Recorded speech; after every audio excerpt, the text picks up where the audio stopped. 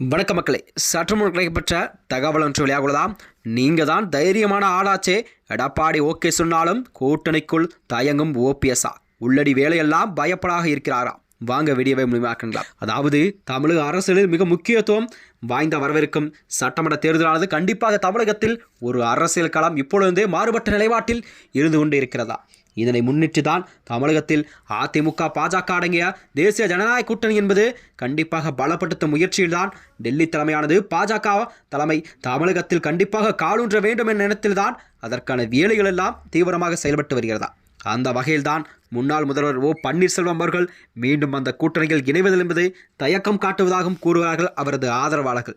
ஏனென்றால் அதிமுகவின் மாவட்ட செயலாளர்கள் அதிக அளவில் ஆதரவுடன் இருப்பதால் தான் கண்டிப்பாக எடப்பாடி பழனிசாமியை பேச்சை கேட்டு சட்டமன்ற தேர்தலின் போது அதிமுக தரப்பிலிருந்து தன்னையும் தன் ஆதரவாளர்கள் எல்லாம் தோற்கடிக்கும் வகையில் கண்டிப்பாக அதற்கான உள்ளடி வேலைகள் எல்லாம் எடப்பாடி அவர்கள் செய்து விடுவாரா என்ற நிலையில்தான் ஓபிஎஸ் அவர்களுக்கு கொஞ்சம் தயக்கம் காட்டுவதாக தெரிகிறதா.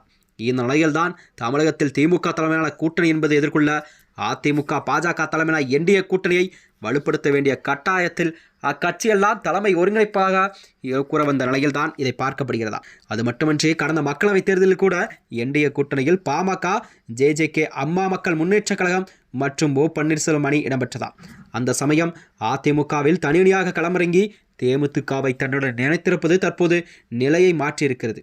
அதாவது வர இருக்கும் சட்டமன்ற தேர்தலில் கருத்தில் கொண்டுதான் அதிமுக மற்றும் பாஜக மீண்டும் தங்களுடைய கூட்டணியெல்லாம் வலுப்படுத்தும் நிலையில் கூட்டணி அமைத்த நிலையில்தான் பார்க்கப்படுகிறதா.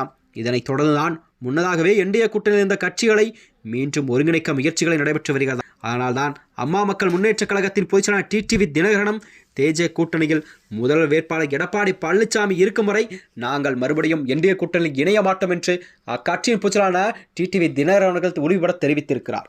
அது மட்டுமின்றி இதனால்தான் தினகரனை மீண்டும் கூட்டணிக்குள் கொண்டு வருவதில் சிக்கலெல்லாம் நீடிப்பதாக பாஜக தலைமை கூறுகிறதா. இதற்கிடையில் தான் ஓ பன்னீர்செல்வத்தையாவது மீண்டும் தன் ஆதரவாளர்களுடன் அதிமுகவில் இணைய மேற்கொண்ட முயற்சிகள் எல்லாம் இதுவரை எந்த ஒரு பயனுமே அளிக்கவில்லையா.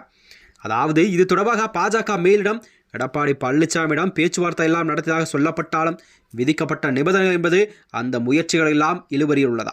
அதாவது அதிமுகவில் யார் நாங்களுடன் அதிமுகவுடன் கூட்டணி வைக்க வேண்டுமென்றால் அதற்கு எடப்பாடி தான் அதற்கான தீர்வுகளை முடிவுகளும் அவர் ஒருவர் மட்டுமே எடுக்க அக்குழு தீர்மானங்கள் ஒன்றை நிறைவேற்றப்பட்டதாம். இந்த நிலையில்தான் ஓபிஎஸ் அவர்கள் என்பது அதிமுகவில் மறுபடியும் இணைய வாய்ப்பே இல்லை என்ற செய்திகள் தான் பரவலாக பேசப்பட்டு வந்தது. இந்த சூழல்தான் என்டிஏ கூட்டணியிலிருந்து விலகுவதாக அறிவித்த ஓ பன்னீர்செல்வம் சமீபத்தில் முக்கிய அரசியல் முடிவுகளெல்லாம் எடுக்க இருப்பதாக தெரிவித்திருந்தார். இதற்காகத்தான் டெல்லி சென்று மத்திய உள்துறை அமைச்சர் அமித்ஷாவை கூட சந்தித்திருக்கிறார்.